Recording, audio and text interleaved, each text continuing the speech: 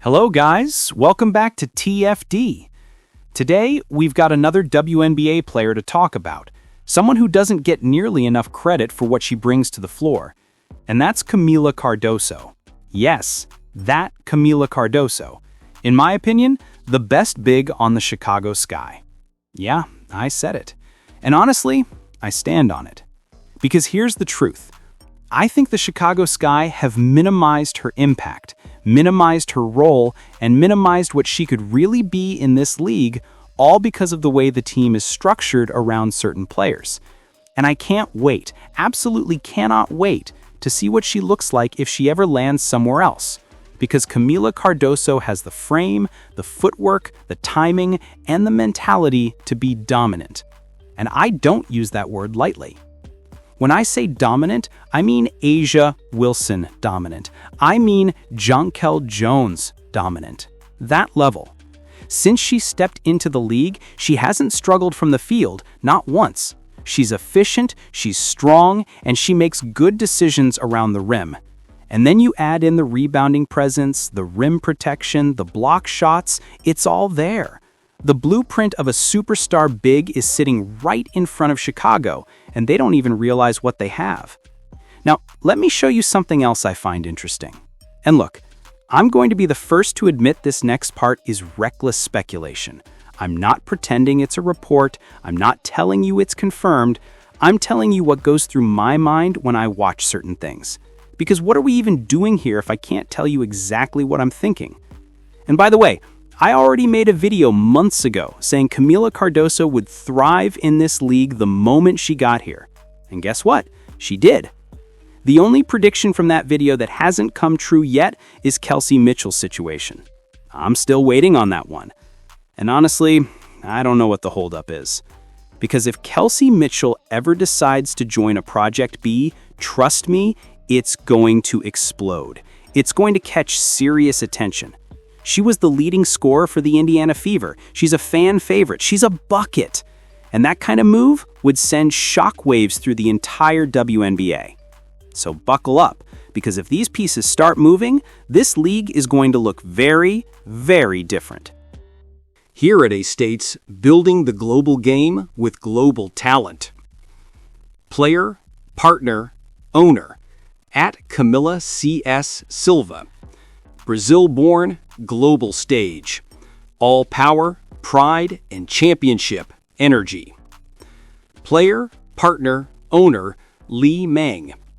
Chinese star, global motion. Leadership, precision, and clutch every time it counts. Player, partner, owner, Janelle Salin. French roots. Global future. Rising star energy, taking the game to the next level. Kamilla Cardoso right here. She's now a player, partner, and owner in Project B. And some other players did join this thing. Here she is talking. Here, I'm really excited to hi everyone, Kamilla Cardoso here. I'm really excited to finally announce that I'll be joining Project B, being able to travel, getting to know new places. This is such a blessing that I don't take for granted. I'm also super proud of being able to represent Brazil, and I can't wait to get it started. Let's get it. Hi everyone. I've got to tell you, I really like her. And yeah, you can question her motor at times. You can question the intensity she brings on every possession. But I genuinely get the sense that deep down she's thinking, how about you let me cook in the paint and clear everybody else out of my way? That's really what I think is going on here. Because if you gave her truth serum, if you sat her down and asked her how she really feels, I'd be willing to bet she is frustrated playing for the Chicago Sky. There is just no way she's able to fully play her game in that system right now. Not a chance. Too many people occupying her space, too many hands in the paint, too many possessions where she's not the focal point, even though she should be. 13.6 points per game, up nearly 4 full points from where she started. 1.3 blocks per game, 8.3 rebounds, and she's doing it with efficiency that most bigs would beg for. This is the part I absolutely love. She shot over 52% from the field this season, almost 53%. That is exactly what a dominant interior presence is supposed to do. You're a big, you live in the paint, You get high percentage looks, you finish, you don't miss layups, you don't force shots that don't make sense, you punish teams at the rim. And that's exactly what she does when she's allowed to play her game. And then there's this other thing I found interesting. Something small, but something that tells you a lot if you're paying attention. Let me go back for just a moment, because this part right here says more than people realize. We don't know these players. I'm just being real about it. We don't. Li Meng, sure, she's a star in China.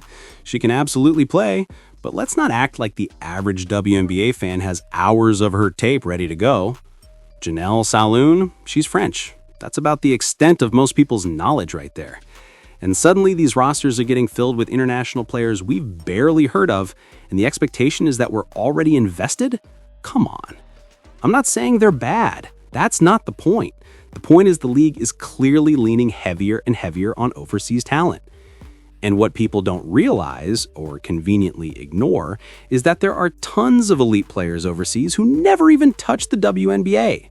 Some of them are flat out better than a chunk of the players we end up watching during certain Indiana Fever games. That's just the truth. But then you hear all this branding talk like Project B attracts the best talent in the world. Yeah, okay, sure it does. My ass. The world is filled with hoopers, and a lot of them aren't stepping foot anywhere near this league. So I want to break this down, because this is the part that really peeled back the curtain for me. We finally found out who Project B is actually paying attention to, who they're following, who they're studying as a business. And this right here, this was interesting. They're following Diana Taurasi. Now look, Diana Taurasi is only 1 year removed from playing in the WNBA. But in terms of your everyday sports fan, your casual viewer, Diana Taurasi is not moving the needle in 2025. But in women's basketball, oh, absolutely. She still moves it a little bit. She's not Caitlin Clark, don't get it twisted, but her name still rings. People know who she is. And if you're this league, if you're Project B, why wouldn't you throw $5 million at Diana Taurasi for 1 season? Just for the attention, just for the buzz, just for the headlines. Because from what we're seeing, they're signing both ends of the spectrum. Young, rising talent like Cardoso and older, experienced veterans. This roster is going to be a very weird blend of spry and seasoned. But here's the part that really caught my attention. Steve Young, one of the greatest quarterbacks ever, my personal favorite athlete of all time, is an investor in this league. Think about that. A Super Bowl champion, Hall of Famer, and one of the smartest people to ever play the quarterback position is putting money into Project B. Then you've got Novak Djokovic, arguably the best tennis player ever, also investing. The media can't stand him, but as an athlete, I respect the hell out of that guy. And he's helping push this thing forward. But you know who hasn't officially come out of the shadows yet? Kelsey Mitchell. Her name was on that original list with all the other players who have already been announced. Kamilla Cardoso's name was there, Jewel Lloyd was there, Jonquil Jones was there. All those names showed up together, except Kelsey's the one who still hasn't gone public yet. And I'm wondering what the holdup is, because that's not a small name. That's a move that would shake things up instantly. There's a lot of collateral drama that could come from this. WNBA owners might hate it. Fans might love it. But trust me, I don't think we've seen the biggest names yet. I think there are announcements coming that will break the internet. Tell me what you think. Don't forget to like and subscribe. So let's move here. It said why the Indiana Fever might be forced to lose this key player. If the Fever's roster were to remain the same from what it is right now heading into the 2026 season, most would agree that the team's 6 top players are Caitlin Clark, Kelsey Mitchell, Aaliyah Boston, Lexi Hall, Sophie Cunningham, and Natasha Howard. But there's a very small chance that the roster will remain the same. For one, every one of these players, aside from Clark and Boston, is going to become a free agent, as will almost every other WNBA veteran. This is sure to mean that many players will be changing teams, assuming that a new CBA is ratified in time for there to be a 2026 season. Now, it goes on to talk about last year's expansion draft. The protected players each team chose weren't made public, but most felt like the Fever would protect Clark, Boston, Mitchell, Hall, Nalissa Smith, and one other player.